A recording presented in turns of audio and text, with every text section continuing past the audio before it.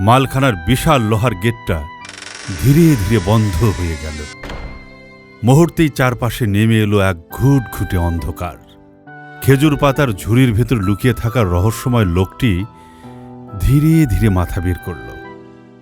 কিছুক্ষণ স্থির হয়ে বসে রইল। অন্ধকারে চোখ সয়ে এলে বুঝতে পারল ছাদের ফোকর গলে সামান্য আলো ভেতরে ঢুকছে।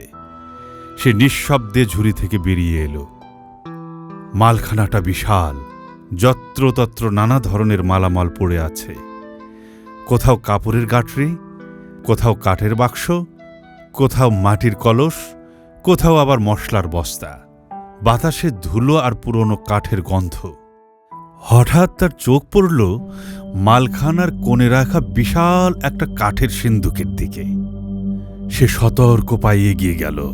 ছিটকিনি আছে, কিন্তু তাতে তালা লাগানো নেই।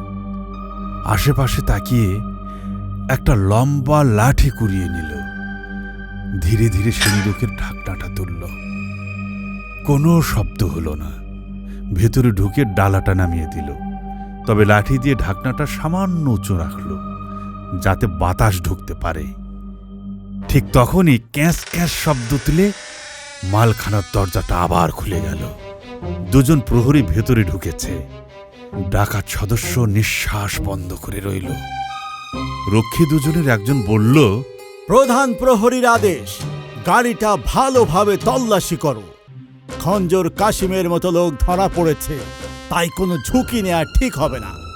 দুজন মিলে আলীর গাধার গাড়িটা তন্ন তন্ন করে অনুসন্ধান করল। ঝুড়ি, কাপড়, শুকনো মাছ, রুটি সব বের করে দেখল। সিন্দুকের ভেতরে বসে ডাকাত সদস্য মনে মনে আল্লাহর শুকরিয়া আদায় করল। আলহামদুলিল্লাহ, যদি ঝুড়ির ভেতর থাকতাম তাহলে এখনই ধরা পড়ে যেতাম। তল্লাশি শেষ করে একজন প্রহরী দীর্ঘশ্বাস ফেলল। আজকের রাতটা বড়ই ঝামেলা। অন্যজন জিজ্ঞেস করল, কেন? আমার ডিউটি শেষ হবে মধ্যরাতে, কিন্তু আমার জায়গায় যে ডিউটিতে আসবে তার ঘণ্টাখানেক দেরি হবে আসতে। তাহলে আমি তো মধ্যরাতের পরে আর থাকতে পারবো না। দুজন কিছুক্ষণ ফিসফিস করে কথা বলল। শেষে একজন বলল, এক কাজ করো, যাবার সময় মালখানায় তালা মেরে চাবিটা গাধার গলায় ঝুলিয়ে যেও। রাতে যিনি ডিউটিতে আসবেন, ফেরার পথে আমি তাকে সংবাদটা জানিয়ে রাখব। প্রহরী দুজন গাধার গাড়ি থেকে গাধা দুটো আলাদা করে দুজন দুটো গাধার পিঠে চড়ে মালখানা থেকে বের হয়ে গেল। লোকটার চোখ চকচক করে উঠল। তাহলে রাত 12টা থেকে 1টা পর্যন্ত পাহারা প্রায় থাকবে না বললেই চলে। প্রহরীরা চলে গেল। আবার নেমে এলো নিস্তব্ধতা। সিন্দুকের ফাঁক দিয়ে আসা আলোয় এবার ভেতরটা একটু ভালো করে দেখতে পেল সে। সোনা রূপা নয়, ভেতরে সারি সারি দলিল, নথি আর মোটা মোটা কাগজের পুটলি। কৌতূহল বশত একটি দলিল হাতে তুলে নিল সে। প্রথম লাইন পড়তেই সে চমকে উঠল। আমির হাতেম আলী, নামটা তার খুব পরিচিত। বাব আল বসরার অন্যতম ধনী ও সৎ ব্যবসায়ী। কিন্তু তার দলিল মালখানার সিন্ধুকে কেন? কোনো সম্পত্তির মামলা, নাকি এর পেছনেও লুকিয়ে আছে ভিন্ন কোনো রহস্য? লোকটা দলিলটি আগের জায়গায় রেখে দিল। এখন এসব ভাবার সময় নয়, আগে বাঁচতে হবে। সারাদিন সে আর সিন্দুক ছাড়ল না। ক্ষুধার লাগলে শুধু নিঃশব্দে গিয়ে গাধার গাড়ি থেকে কিছু খেজুর আর শুকনো রুটি খেয়ে আবার ফিরে এসে সিন্দুকে লুকিয়ে থাকল। প্রতিবারই বুক ধরফর করছিল, যদি ঠিক তখনই কেউ ঢুকে পড়ে। বিকেল গড়িয়ে সন্ধ্যা, সন্ধ্যা পেরিয়ে রাত। মালখানার বাইরে শুনশান নীরবতা নেমে এসেছে। দূরে কোথাও কুকুরের ডাক শোনা যাচ্ছে। নগরীর সময় গণনা কেন্দ্র থেকে মধ্যরাতের ঘণ্টার ধ্বনি ভেসে এলো। এর কিছুক্ষণ পর একজন প্রহরীর পায়ের শব্দ দূরে মিলিয়ে গেল। ঠিক তখনই লোকটা খুব পরিচিত একটা খসখস শব্দ শুনতে পেল। তার ঠোঁটে হাসি ফুটে উঠল। সাহারা, নাবিল, তোরা এসেছিস? সে খুব আস্তে একটা বিশেষ শীষ দিল, এমন শীষ যা মানুষের কানে প্রায় শোনা যায় না, কিন্তু শিয়াল দুটো সঙ্গে সঙ্গে বুঝে ফেলে। ওরা দরজার বাইরে এসে কুঁই কুঁই শব্দ শুরু করে দিয়েছে। ডাকাত সদস্য দরজার কাছে গিয়ে ফিসফিস করে বলল, সারা, নাবিল, খুব মন দিয়ে শোন, খানিক বাদেই নতুন প্রহরী আসবে।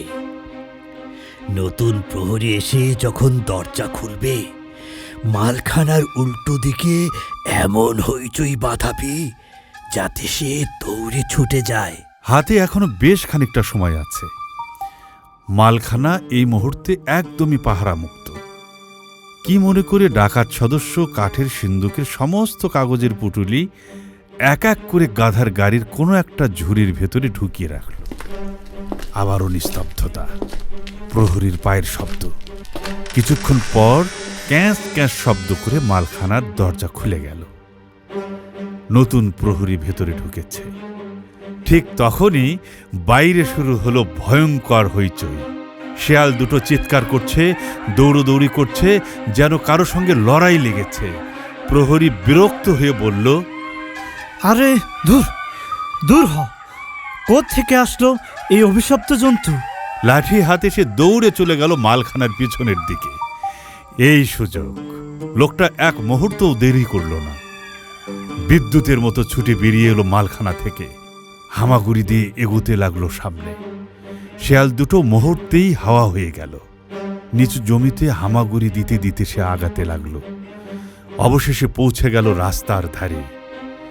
ধীরে ধীরে উঠে দাঁড়ালো, গায়ের ধুলো ছাড়ল। সামনে এগোতে যাবে, ঠিক তখনই ধক করে উঠল তার বুক। সামনে দাঁড়িয়ে আছে একজন প্রহরী, হাতে শক্ত বাঁশের লাঠি। চাঁদের ম্লান আলোয় দুজনের চোখাচোখি হল। ডাকাত সদস্যের হাত ধীরে ধীরে কোমরের ছুরির দিকে চলে গেল।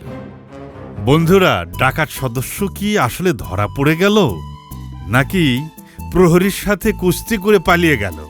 তাকে তোমরা জানতে চাও? জানতে চাইলে অপেক্ষা করতে হবে পরের পর্বের জন্য।